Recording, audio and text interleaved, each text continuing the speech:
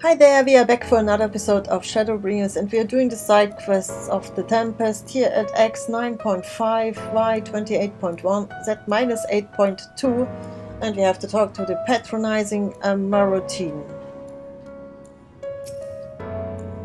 It's another Aether current, and we will get a lightning cluster. Community cohesion. The patronizing Marotin is struggling to conceal their disapproval of your attire. I must say, little one, those garments you are wearing, they are your own original concepts, I take it.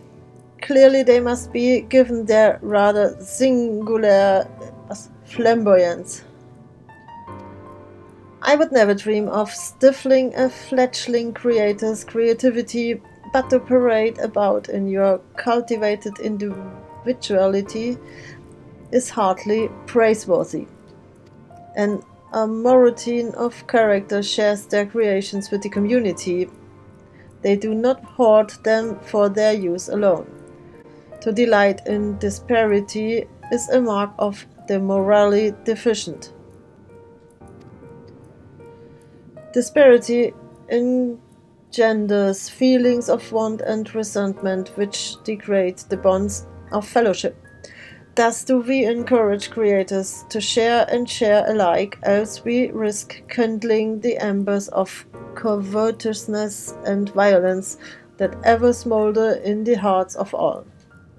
Therefore I must implore you, little one, to cast aside your original trappings and don the communal robes, that you might acquit yourself as an equal among many. In so doing you will be afforded greater respect and autonomy. Worry not, for this will be a simple affair.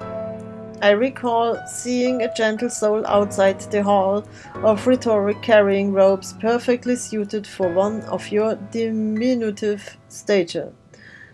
I am sure they will be glad to share their wares with you. But do hurry, little one, the eyes of the collective are ever watching and weighing your worth.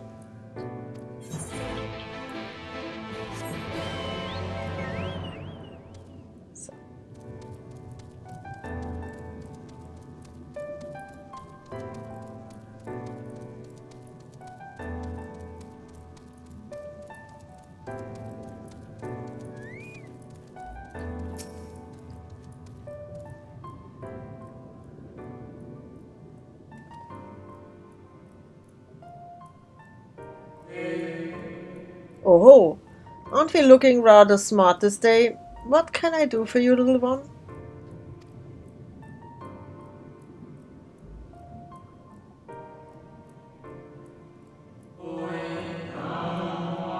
Robes to serve in lieu or your ensemble? Ah, how prudent. Alas, I have nothing I can offer you at this present time. The ones your associate saw me carrying earlier were a failed experiment. I never intended to make them so small, so I disposed of them shortly thereafter. A failed experiment? No.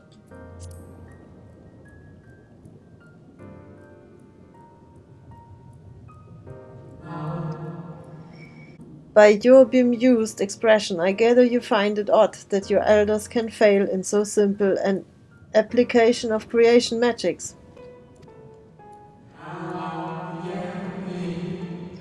It is more common that you may realize, little one. In this instance, a gaggle of children was passing by as I held the image of the robes in my mind's eye. Simply by becoming aware of their presence was the form influenced and the final product changed. All things considered, it could have been worse. Just the other day I was attempting to conceive a white-haired lion, when all of a sudden this exquisite eagle alighted on the nearby railing, giving me quite the shock, dramatically altering my initial concept.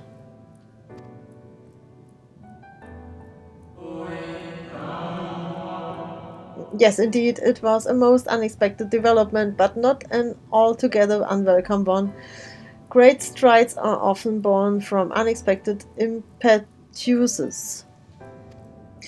But even inspiration has its limits. For all the wonders we have wrought, I do wonder if there will come a time when we have fully explored the potential of our powers, when there is truly nothing left unmade and only iteration and imitation and stagnation remain.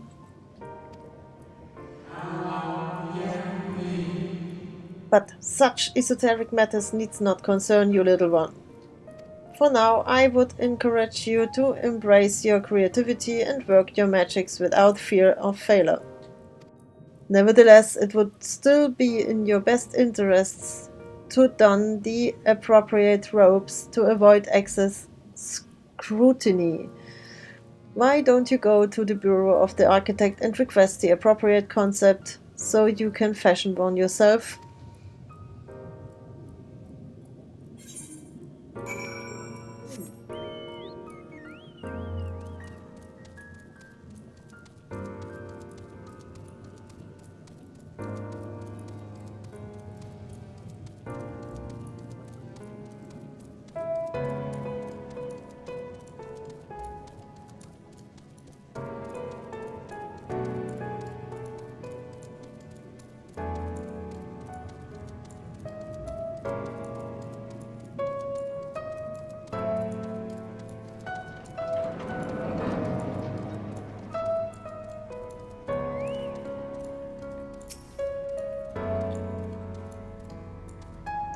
Welcome to the Bureau of the Architect, little one. Are you here to request a concept for personal use? If so, what sort of concept did you have in mind?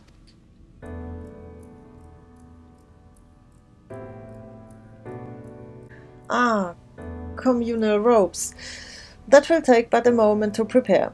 But before I fill your request, I should caution you. Pardon me for asking, but your creative potential is relatively low, is it not?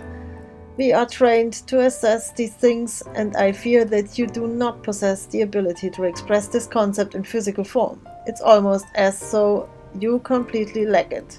So that can't possibly be. But regardless of the reason, you needn't worry.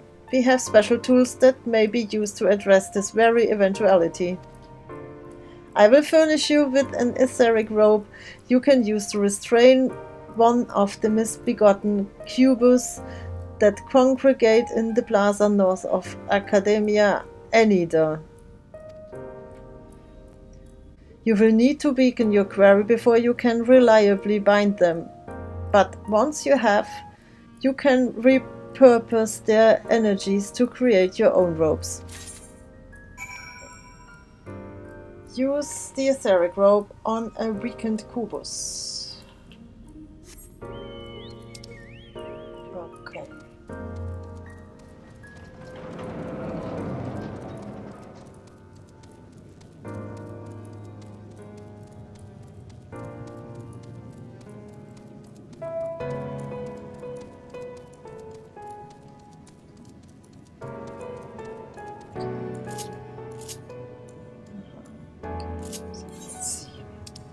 That's set to hotbar.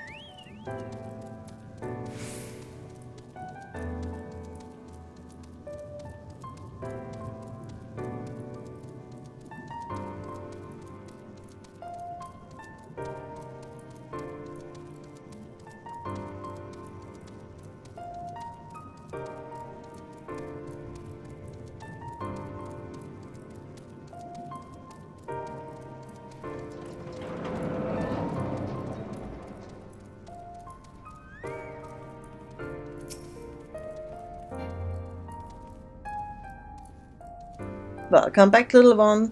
Did you succeed in binding a cubus?